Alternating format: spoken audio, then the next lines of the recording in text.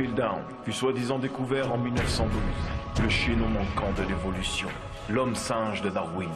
Mais 40 ans plus tard, avec le test au fluorure, on y découvrit que le crâne n'était pas vieux de 500 000 ans, comme nous l'ont confirmé les partisans de l'évolution, mais seulement d'environ 2000 ans. Et la mâchoire était celle d'un singe, qui elle n'avait que quelques douzaines d'années.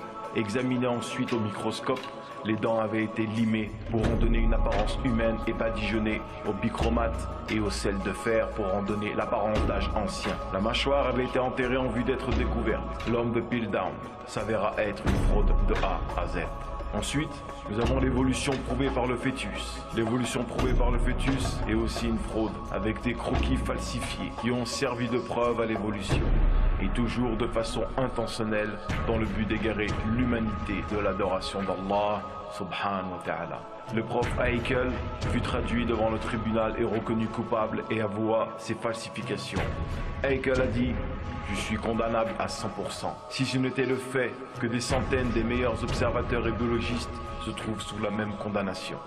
Il y a le Pithecanthropus erectus, l'homme singe se tenant debout, fut découvert par Eugène Dubois.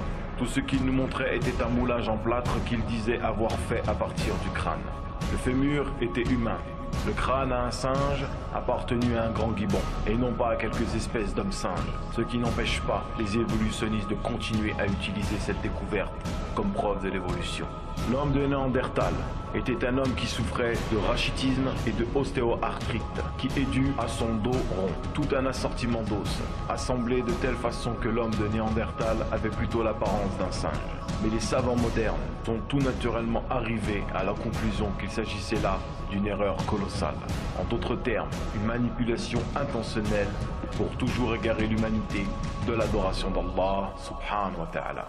Les australopithèques, Lucie, Lord Solly Zuckerman, un des anatomistes anglais les plus en vue, a passé 15 ans à étudier les restes de l'australopithèque. Il est arrivé à la conclusion qu'il s'agit d'un singe à 100%. Le docteur Charles Oxnard, précédemment attaché à l'université de Chicago, puis à celle de la Californie du Sud, a procédé à des analyses sur ordinateur multiples et variés de ces ossements et on a conclu que les australopithèques ne se tenaient pas debout, donc pas du tout des préhumains, mais des singes. Zuckerman a déclaré que si l'homme a évolué à partir d'un ancêtre singe, il l'a fait sans laisser la moindre trace dans les archives fossiles.